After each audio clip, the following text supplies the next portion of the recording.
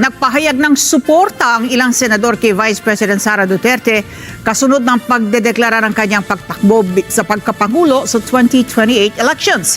Isinusulong naman ni Senator Robin Padilla ang tambalang Sara Amy sa 2028. Kunin pa natin ang karagdagang detalye sa live report ni Mar Gabriel. Mar. Ali, kinakampanya na raw ni Senator Robin Padilla sa mga Pinoy sa ibang bansa ang Sara Amy tandem sa 2028. Panahon na raw para maramdaman ng mga Pilipino ang girl power. Suportado ng kanyang mga kaalyado sa Senado ang pagdedeklara ni Vice President Sara Duterte na tumakbo sa pagkapangulo sa 2028 elections. Sabi ni Senator Amy Marcos, itinagalang sa bato ni Sara ang hiling at panawagan ng kanyang mga taga-suporta at kinumpirma rin ito ang takot ng kanyang mga kalaban. Si VP Sara din daw ang kabaligtaran ng administrasyon at siya ang magbibigay ng direksyon sa kawalang patutunguhan ng bansa. Taglay din daw ni Sara ang tapang at malasakit ng kanyang ama na si dating Pangulong Rodrigo Duterte at ang hangarin na tumulong sa Maralita. Wala pa rin charge talagang ang tao galit na at naghihirap. Kaya maganda na kahit papano meron tayong pag-asa, meron tayong pinanghahawakan. Para naman kay Senator Bongo, panahon na para maibalik ang kaayusan at kaligtasan sa bansa. Ang akin lang naman dito is balik na po sa normal pamumuhay ang bawat Pilipino. Yun lang po ang inaasam ko sa ngayon. Alam niyo naman po ang hangarin ko kung merong gobyernong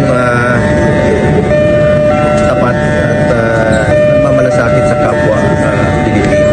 Sabi naman ni Minority Leader Senator Alan Peter Cayetano, mas maganda kung magdideklara na rin ang iba pang nagpaplanong kumandidato sa 2028. For me, the earlier na lahat ng kandidato ay mag-announce better. Bakit? Kasi mas mahihimay nung lahat, mas bantay ang kanilang kilos. Of course, I wish her well. Nais naman ni Senator Robin Padilla na tumakbo bilang pangalawang pangulo si Senator Amy Marcos. Ikinakampanya na raw niya ang tambalang Sara at Amy sa 2028. Umiikot ako sa ibang bansa. Yung lang hindi sinasabi ko, ito talaga Sara. Panahon na para maramdaman ng mga Pinoy girl power. Pero nang tanungin ang senadora ukol dito, Sir, officially considering running for VP ni... Let's go. Pero pasaway si Robin. ang binubuong United Opposition naman, wala pa rin daw napipiling standard bearer sa 2028. Ayon kay Senator Risa Ontiveros, patuloy ang pag-uusap nila sa oposisyon para pagkasunduan ang mga requirements at kwalifikasyon ng pipiliing kandidato sa pagkapangulo. Common values na nahanap namin sa aming hanay, no? Yung pagnanais para sa anti-corruption and good governance, yung pag-grow at pag-share ng bunga ng ating mas malakas na ekonomiya, isang tunay na pagkakaisa sa ating divided at polarized na lipunan, of course, pambansang soberanya at iba pa. Target ng United Opposition na i-anunsyo ang kanilang kandidato bago matapos ang taon hanggang sa unang quarter ng 2027 at sa kanila pag-uusapan ang magiging strategy para talunin si VP Sara. Isa sa mga lumulutang noon ay ang posibilidad ng pakikipag-alyansa ng oposisyon sa kasalukuyang administrasyon ni Pangulong Ferdinand Marcos Jr. Sa ngayon, hindi pa po yan na pag-uusapan. Meron nga po tayong kasabihan at ito'y nabanggit ko na. Ang pagkakaiba ng politician at ng statesman. Ang politician, ang iniisip, ang susunod na eleksyon. Ang statesman, ang iniisip, ang susunod na henerasyon. Hindi naman daw ikinagulat ni Senate President Vicente Soto III ang planong pagtakbo ni VP Sara sa 2028. Pero pagsisiguro niya, hindi ito makakaapekto sakaling matuloy ang paglilitis ng Senado sa impeachment complaint laban sa pangalawang Pangulo. We are expected to be impartial. So kahit kandidato, hindi kandidato, kahit sino ba yan, as a matter. Saka we're talking of you're asking me about something that might happen in 2028.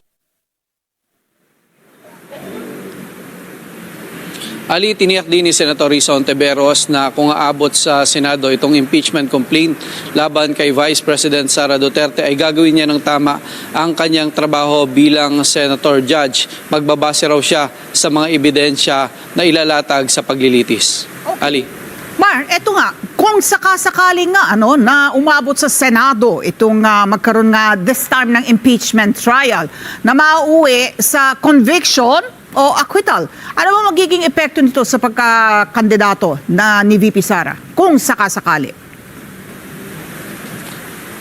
Well, kung sakaling magkaroon ng conviction, hindi na maaring kumandidato o disqualified na tumakbo sa susunod na halalan itong si Vice President Sara Duterte. At kung hindi naman mahatulan na guilty itong si Vice President Sara, ay magtutuloy-tuloy yung kanyang pagkandidato bilang Pangulo sa 2028. Pero ang sinasabi ng mga senador ay magkaibang usapan itong pagkandidato ni Vice President Sara.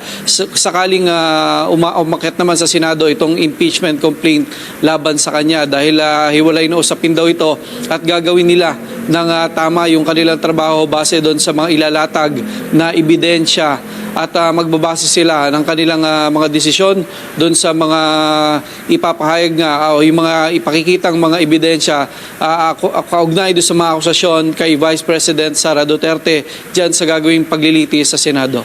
Ali. Okay. Maraming salamat, Mar Gabriel, nag-uulat live mula sa Senado.